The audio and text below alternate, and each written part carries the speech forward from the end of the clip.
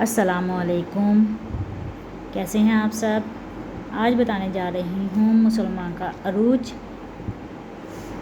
और इसमें एक मशहूर मगरबी दानश्वर और मौरख मार्टिन एन बर्गर लिखते हैं।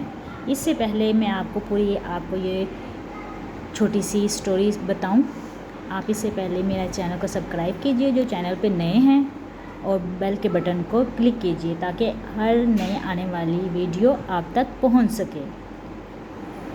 तो मैं बात कर रही थी मुसलमानों के अरूज की।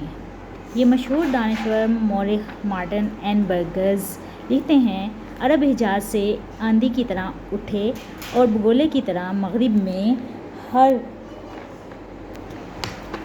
हरकुलेस के स्तूनों और मशरिक में हिंदुस्तान की सरहद तक जा पहुँचे।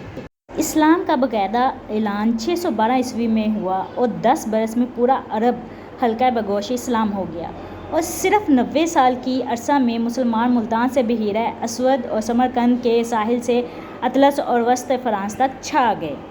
में ताकतवर दो ही हुक्मरान थे, किस्तनतीनिया में कैसर रूम और फ़ारस में कसरा। दोनों ही मुसलमान शिकस्त खाई। हज़रत उमर रज़ियल्लाहु तआला अन्हा के दौर तमाम फ़ारिस फ़तह हो गया, यानी कि उनके दौर में, और कैसर ने जजिया देना कबूल कर लिया। 8वीं सदी के आगाज़ में ये सवाल उठने लगा कि दुनिया में कोई ऐसी ताकत है जो मुसलमानों का मुकाबला कर सके। इस दौर में किसी को हमारे सामने दुम मारने की जुर्रत ना थी। अजीम मगरबी मौरख जॉर्ज सार्टन लिखते हैं कि 14वीं सदी ईस्वी में मुसलमान दुनिया के बहुत बड़े हिस्से पर हुक्मरान थे। बड़े आज़म अफ्रीका इस वक्त तक जितना दरियाफ्त किया जा चुका था, सब का सब मुसलमानों के ज़ेर इक़्तिदार था।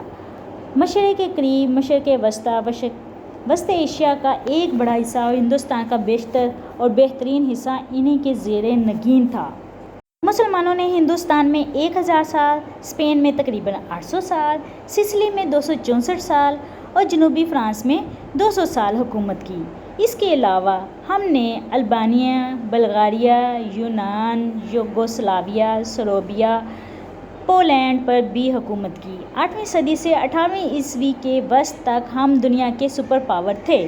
दुनिया की कोई दूसरी कौम इतना तवील तक अरूज पर ना रही। बरतानिया को तकरीबन 150 साल तक अरूज रहा। अब बरतानिया एक जजीरे तक सिकुड़ चुका है, जबकि मुसलमान अब भी दुनिया के वसी हिस्से पर हुक्मरान हैं। 20वीं सदी में रूस एक सुपर पावर था जो सिर्फ 50 साल में ज़वाल पजीर हो गया। चीन और अमेरिकी सुपर पावर हैं। अमेरिका का ज़वाल शुरू हो चुका है। अगर अफ़गानिस्तान में अमेरिका की कोई मदद ना करता तो अमेरिका अफ़गानिस्तान में कब का शिकस्त खाकर भाग चुका होता। ताहम अब भी अगले चंद सालों में अमेरिका रूस जैसा अंजाम से दो चार हो जाएगा। इल्म, साइंस और तहज़ीब व तमद्दुन। मुसलमानों से पहले यूनानी नज़रियाती अमली बातें करते थे, मगर ये मुसलमान ही थे जिन्होंने पहली मरतबा मुशाहदे और तजर्बे से मुतारिफ़ करवाए। इसी तरह हमने साइंस की भी बुनियाद रखी। मगरब के अहले इल्म के मुताबिक मगरिब मुसलमानों का मरहून मिन्नत है कि उन्होंने ना सिर्फ चौंका देने वाले इंकशाफात किए, इनकलाबी नज़रिए पेश किए और बहुत सी इजादें की, बल्कि साइंस का वजूद ही मुसलमानों की बदौलत है। मुसलमान साइंस और इल्म के हर मैदान में सुपर पावर थे। मुसलमान अहले इल्म साइंसदानों की किताबें 700 साल तक यूरोप में पढ़ाई जाती रहीं। यूरोप में 15वीं सदी में कोई ऐसा मुसन्निफ न था जो अरबों का नाकायल हुआ हो। रॉजर बेकन जैसे जदीद साइंस का बानी कहा जाता है। पादरी मर्स, अल्बर्ट बुजुर्ग और इन्फोनोस दकम वगैरह तो अरबों के शागिर्द थे या नाक़िल। मुसलमानों ने यूरोप को बहुत से नए उलूम से रोशनास करवाया। इनमें से चंद एक ये हैं: इल्म फ़ल्कियात, जोग्राफिया, इल्म रियाजी के ज़ैल में अलजब्रा, ज्योमेट्री और ट्रायंगोनोमीटर। अरबों ने अहले मगरिब को नए हिंसों 1, 2, 3, 4 से मुतारिफ़ कराया, जिसने हिसाब को बहुत आसान कर दिया। ये हिंसे मगरब में अरबी हिंसे कहलाते हैं। केमिस्ट्री के मौजद मुसलमान हैं।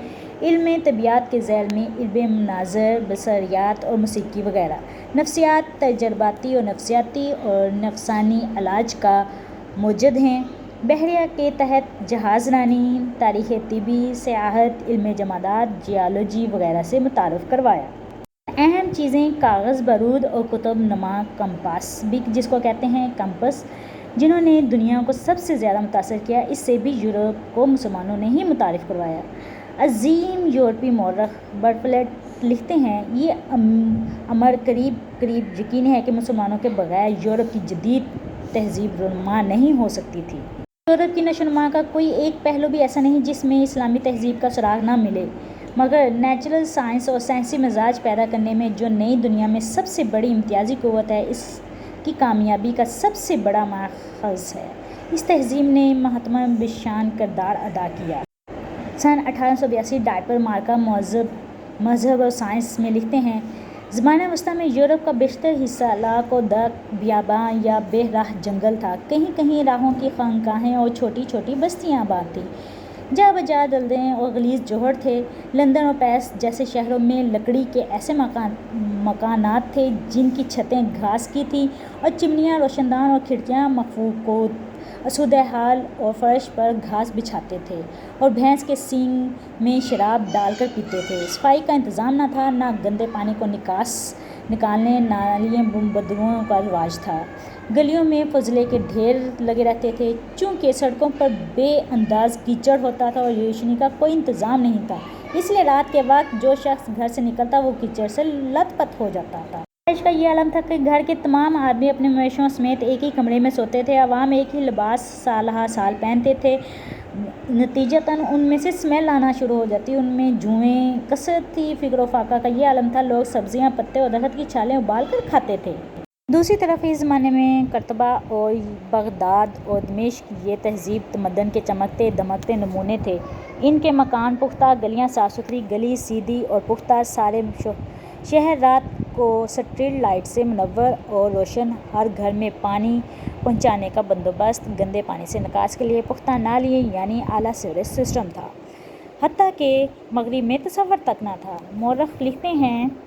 مورخ جے بی ٹیرن لکھتے ہیں، 10ویں صدی کا قرطبہ یورپ میں سب سے مہذب شہر تھا۔ دنیا بھر کے لوگ اس پر حیرت و استعجاب کا اظہار کرتے ہیں، اس کی مدح اور ستائش میں رطب اللسان ہوتے تھے۔ یورپ کے سیاح اس شہر کے حال میں سن کر مرعوب ہو جاتے ہیں، جس میں 70 لائبریریاں اور 900 حمام تھے۔ سیاح لوگ مدینہ زہرا کے گرمائی محل کے متعلق تفصیلات سنتے ہیں تو ششدر و محبوط رہ جاتے ہیں۔ مسلمانوں کو ہر طرح کا رنگ ڈھنگ تھا، پہننا، اٹھنا بیٹھنا، کھانے کے آداب، رہنا سہنا اور اخلاق و آداب کا درس دیتے تھے۔ مسلمان مورخ لیبان کا قول ہے، یورپ نے عربوں سے تہذیب حاصل کی۔ یورپ میں عربوں کے علوم اسپین، سسلی اور اٹلی کے راہ پہنچے ہیں۔ اگر عربوں کا نام یورپ کی تاریخ سے نکال دیا جائے تو یورپ کی نشاط ثانیہ کا کوئی 100 سال پیچھے چلا جائے گا۔ مسلمانوں خصوصاً مسلم اسکالرز کی عمریں دوسری قوموں کے مقابلے میں خاصی طویل تھیں۔ 11ویں صدی میں اہل علم کی اوسط 75 سے 65 سال تک یعنی کہ 65 سے 75 سال تھی۔ دنیا کی قیادت سیادت 1000 برس تک مسلمانوں کے پاس رہی۔ سیاہ سفید کے مالک تھے، خشک و تر ہمارا سکتا چلتا تھا۔ ایون ہمارا کوئی بھی برابری نہیں کر سکتا تھا۔ مسلمانوں کی حمایت مردوں پر جان دیتی تھی۔ ملک کے ملک ہمارا دین اسلام قبول کر چکے تھے۔ انشاءاللہ یہ وقت ایک بار پھر پلٹے گا اور بہت جلد پلٹے گا۔ تو دوستو ویڈیو کو شیئر کیجیے گا اور سبسکرائب کیجیے گا، دعا میں یاد رکھیے گا۔ اللہ حافظ۔